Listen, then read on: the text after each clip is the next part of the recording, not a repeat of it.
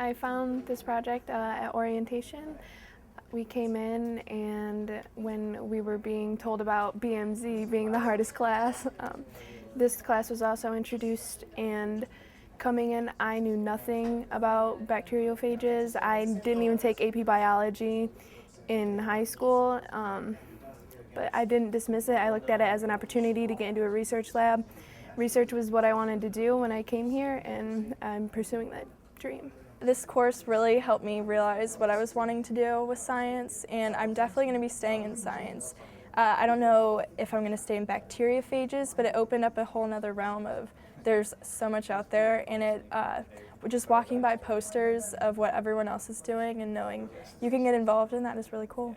When I first heard about this course at orientation, I was like, oh my God, sign me up, I want to do this now.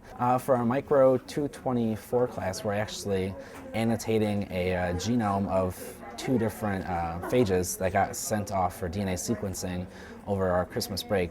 And those 2 sequences were actually phages that were discovered by students here at Miami University and were voted on last semester.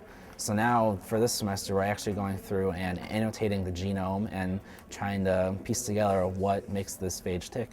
To get my sample that we ended up sequencing, I tried getting it in Oxford, and one of the things with research, it doesn't always work. So I didn't find a phage at first. I ended up going home and got my own sample, and it came back with a phage, so that was really cool. And so we went through steps of purifying the phage. So you learn how to work with agar and plate your sample and then isolate it.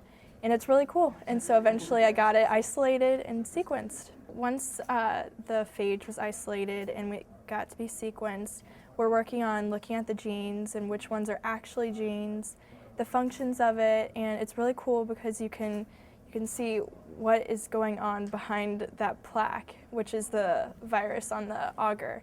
And once you get the HH pred and you get to work with all these different, a lot of different technology, you can see what the function is. I am joining an independent research lab next year, and I have started to go to the research lab meetings this semester so I can get caught up and learn what they're researching about.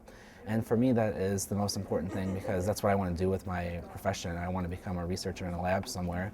And that is a perfect experience, and it's cool and it's awesome for me to know that I'm furthering our education because it's research, so it's stuff that no one else knows and we are doing it for the first time.